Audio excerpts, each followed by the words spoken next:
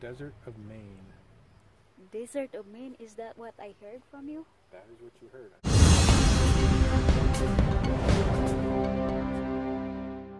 So this is where we are, right here in Maine. All right. On that red dot. 26,000 years ago. 26,000 years ago. This area was under 3,000 meters, 3 kilometers of ice was on top of this land. Holy wow. What is it? This is all glacial silt. Silt is like a fine sand. And when all the glaciers melted, it left behind this glacial silt. And then tens of thousands of years ago, eventually there was vegetation that grew on top of it, right? So in the 1800s, when they started farming it, that vegetation on top was thin compared to most places. And when they started farming it, that vegetation on top went away and the sand dunes returned. A house being moved by a horse power winch. They got angry where they used to live at a town hall meeting. Apparently the father was very, very stubborn. And something else. Stubborn. He used to live in Pownell, which was the next community over. And something happened at the town meeting. He got so pissed off at them that he got a team of oxen and horses and they moved his house across the city line to Freeport. Oh, really? Yeah, that's how it came to be here. With the use of horse. Yeah, and oxen. Right there. So what happened was hay crops were lucrative back then, meaning they were good for making cash. As was the logging. They would sell the logs to the railroads. And they did so much of that and didn't do any of the other type of farming, like growing other crops, that's what they meant by the farming practices that contributed to the sand coming back.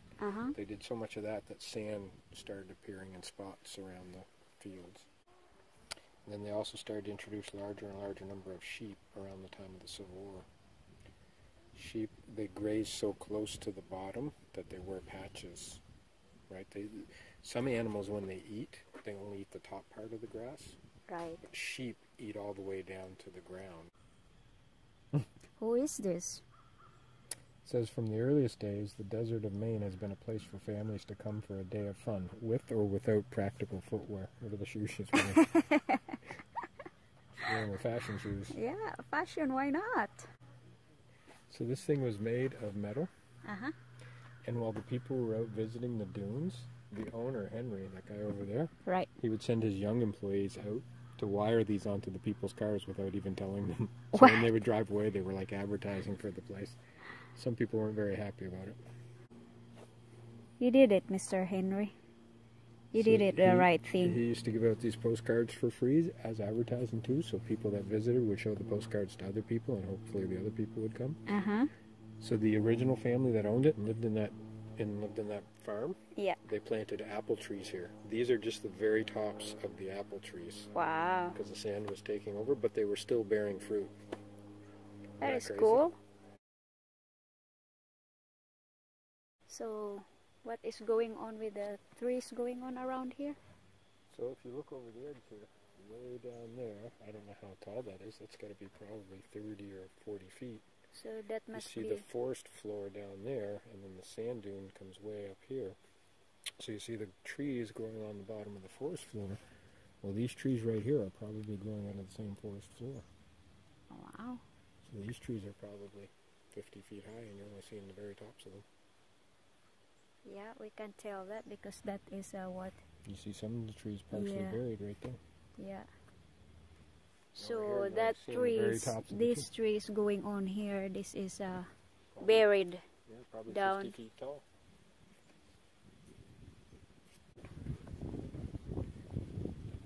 That's cool. So in 1938 guys, dito mismo sa lugar na ito, mayroong nakatayong bahay, but in 1962, yung bahay na nakatayo dito was totally covered with the sand. Ganun kataas yung sand na ito na nakatambak, kung kaya natatabunan yung bahay na nakatayo dito. So, hindi muna natin tatapusin yung pagtutour natin dito sa buong disyerto na ito. So ayan, meron akong nakikita na blue trail. So tara na, pasukin natin yung blue trail doon at titingnan natin kung anong meron doon. Oh my God. Saan na tayo, bay? Where are we? We're on the blue trail in the desert of Maine. Look at that. Ang ganda. So ayan, samahan nyo kami. Titingnan natin doon sa dulo kung ano ang meron.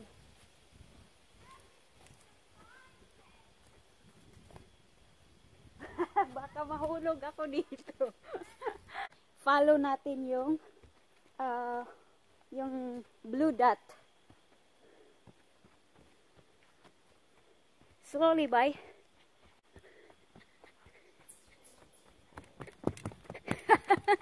Oh my goodness.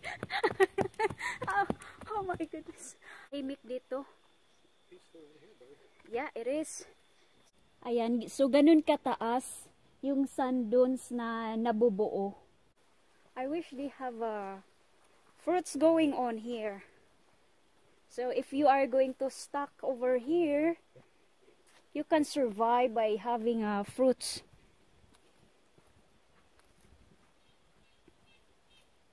What bird is that? Huh? Say it again? It's a man-eater. Man-eater. Yes, an attack and kills humans. We do need that one. Carries them away. Gigantic worms with claws are going to come up out of there and grab them. Oh my goodness. There's a poop going on. Huh? Yeah. So are we going up now? Oh, not yet. Not yet. We're still in the forest.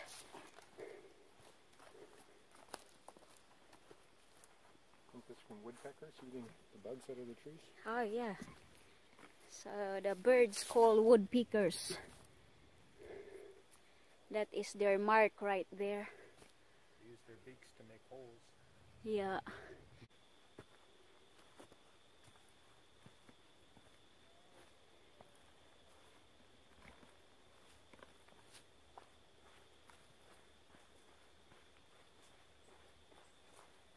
Where are we, Bay? Go on the blue trail. We're still in a blue trail. I like this. I just love to walk in this kind of a place. I hope there is no snake. Do you think there is a snake here? Probably. Here, but I doubt that they're poison. Right. Or very big. Yeah. Look up, Bay. Look up. Super tall trees.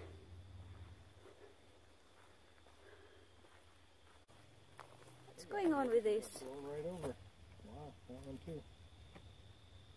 Probably a heavy windstorm when it got blown over. Probably. Some signs in here. So we can follow this road down. The red trail goes that way, but the road keeps going this way. And it looks like there's a little body of water right up there. Oh, what did we get here, Bay? Lichens and moss that are holding the ground together so it can start getting soil back. The root system keeps the sand in place so things can start to grow, the soil in place. And then it also absorbs moisture that would normally wash away on the sand. So it also retains the moisture. That is the one right there. So did they plant the moss? No, it's doing that first. That's some of the first stuff to grow back in a really sandy area like this. Is moss. That was fast. We're all the way over here now. It says no hunting, Bay. Yep. So what we have here? The vernal pool. Vernal pool. So where you see all that moss down there, in the spring, when it's wet and the snow is melting and it's raining more, that will be filled with water. And it's important in the forest because the water, when you have the water there, the bugs will go in, they'll eat the dead leaves and stuff like that. Right. Then the amphibians, like the frogs and the toads, will go in and eat the bugs. And then the bigger animals, like snakes, will eat the frogs and so on. It just keeps building up, so it provides food for the whole ecosystem. The birds eat the snakes, the foxes eat the birds, and the eagles eat the foxes, and so on. Oh, it's like a food chain. Are you ready to see a deer over here? I would love to see a deer over here. Wouldn't that be amazing? Do you think there is a deer at this moment? I think if we're making this much noise, we'll probably won't see a deer. They'll probably smell us and hear us coming from... So we are very noisy. So what is going on if the wind will blow so high and we are here down by the sand dunes? Are we going to covered with sand? One of the stories back there about one of the people that used to visit here, him and his high school buddies used to come here just to explore and have fun. They would bring their lunches, but they would eat their lunches and heat their tea in the barn so that they wouldn't get sand in their food. Oh my goodness. Yeah. So you have to make sure when you come here, it is not that super windy. Here we are now. I can see the desert. Desert now, desert. How do you pronounce it, Bay? Desert. Desert.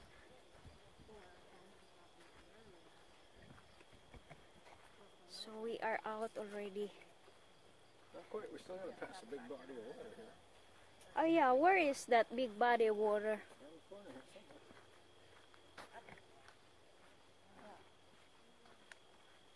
It must be somewhere here.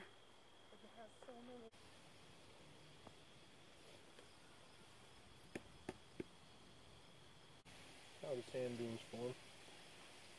How does it form? Blowing winds. So the wind blows and it will deposit the sand up there, but the wind is calmer on this side because the wind is blowing from this direction, wind, wind, wind. But there's no wind directly on the opposite side because the sand dune is blocking it, so it drops the sand in there, and that's why the sand dunes keep moving. They don't stay in one place, they just keep moving.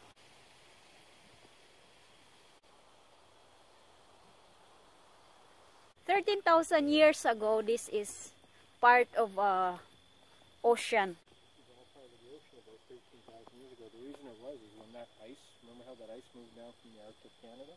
And the ice was like 3 kilometers thick. Think about that. 3 kilometers straight up was all ice. It was so heavy, it pushed the land down. So when it started retreating, the land was lower than the sea level at the coast, and that's why the seawater started moving back in this way, because the stuff was so heavy it pushed the land down, and it was lower than the sea level. So when the ice left, then the seawater took over. And eventually the land rose back up again, and the seawater went back out to its normal position. Between 1940 and 1973, the area of exposed sand went from 110 acres down to 52.8 acres. That means it began to be reforested. Like, see this stuff here? That's the beginning of the reforestation process there, where the forest is beginning to come back and take over the sand dunes again, like it was before. And in 2020, there are only 20 acres of exposed sand.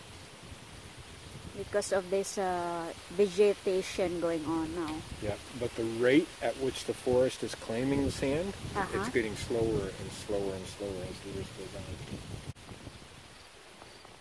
So, what do you think after 2020 going on? Well, I guess the reforestation is going to continue, and then eventually maybe it'll all be covered with forest again. Yeah. As the vegetation is growing, so it is decreasing the size. Yeah, so you can see right here where the vegetation has started growing. Yeah. See along the edges how the wind still gets blown out of there, right? Yeah. But as it keeps growing, that area will get bigger, and that part where the wind blows the sand is going to move over more and more this way, right? Right, right. So this sand over here keeps blowing, but that sand doesn't because it has the vegetation roots holding it together. Yeah, that is right. They are using the horse and the wagon, and this is the remain of their wagon.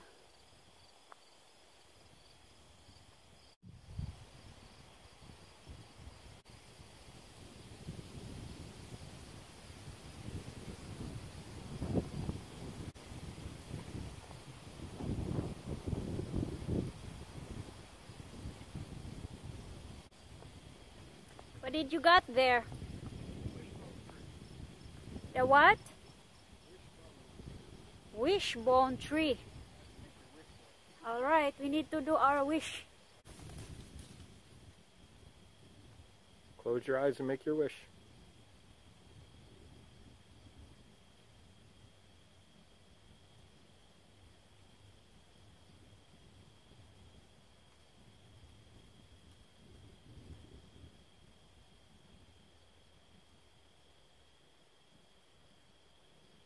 crap, that was a long wish. I think somebody's trying to tell you something about your wish. Karma. Did you see this one already here?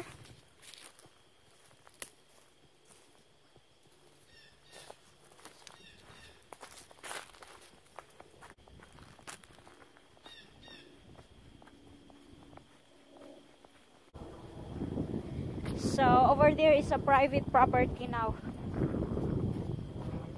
We cannot go anymore over there. Where are we now, Boy? Well, we're on the loop trail headed back to the barn. Alright, let's go. How much power do you still have there? Well, I still have a 90% battery. Ah, okay, me How too. about you? I have more than enough. So after this, we'll go explore the coast. Ah, I would love that, yeah. All right.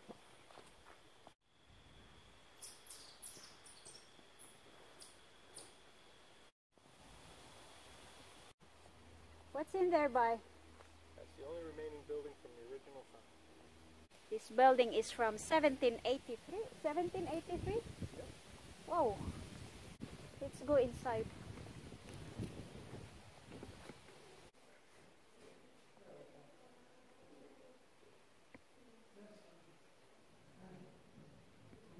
First built in the late 1700s. Wow. Did you have fun, Boy? I enjoyed it. So what can you say about the desert in Maine? It's a desert, and it's in Maine. Ayan na guys, tapos na kami sa aming pamamasyal doon sa sand dunes na yon, sa desert ng Maine. Nakakatuwa lang sobra talaga kasi yung sand na yon, nabubuo yon mula sa remains ng ice na natutunaw, yung salt kasi it is a part of ocean, yung mga rocks, at yung isa pa doon is yung mga ship before kumakain sila ng mga damo, tapos yung pagkain nila ng mga damo dinidig nila hanggat yung mga anong tawag nito, yung mga ugat, yung mga roots kinakain pati nila, kung kaya nagiging nawawala yung mga pananim, at yun na, wala kang makikita kundi yung sand na lang yung naiiwan. So back 13,000 years ago, yung space na yon sobrang lawak ng dahil sa sand. While the years passed by, yung sand lumiliit nang dahil sa tumutubo na yung mga tanim, yung mga moose, tumutubo na yung mga kahoy, ganon. So as the years pass by, the area is decreasing. Nakakatuwa siyang pakinggan yung story doon. So if you are going to visit and see Maine, don't forget to visit the desert in Maine located in Freeport. Freeport. There you go, guys. So dito muna tayo magtatapos about desert ng Maine at puntahan natin ang, where are we, by? Freeport. We're still in the Freeport, and we are going to see the beauty of the coastline somewhere here. So see you there, guys. So this is exciting, guys. So in the other side is ocean, and in the other side it was covered only is ocean also.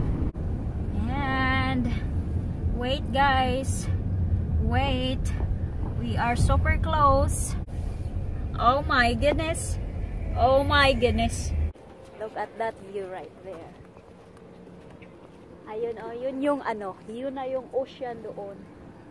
So ito dito, itong paligid dito is bay. So ayan, yung in between ng island na yon, nandoon na yung yung ocean. tinatawag nila dito na famous for harvesting lobster kasi ito yung may malaking coastline. Kaya mura dito ang lobster. So these are the lobster trap. So as you can see, the lobster will enter here, blah blah blah blah, and they cannot come out anymore. So ang Maine, base sa nabasa ko, ay merong 3,478 miles ng coastline, at kung idadagdag pa ang anong tawag nito, yung island, 5,000 miles of coastline. So ganon kadami ganon kalaki ang coastline dito sa Maine. So ayan, yung mga tao dito nag-hang-out lang, nag-i-enjoy, nangingisda. Mukhang marami ditong isda. Hala, ayan na nga, meron na nga siyang nabingwit.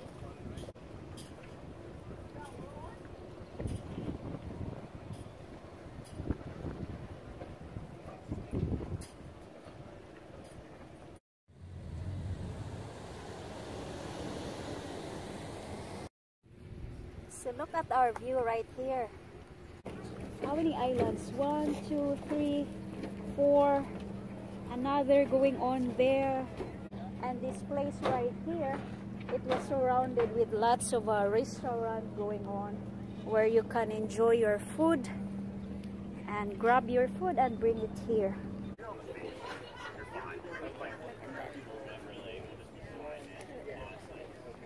Thank you.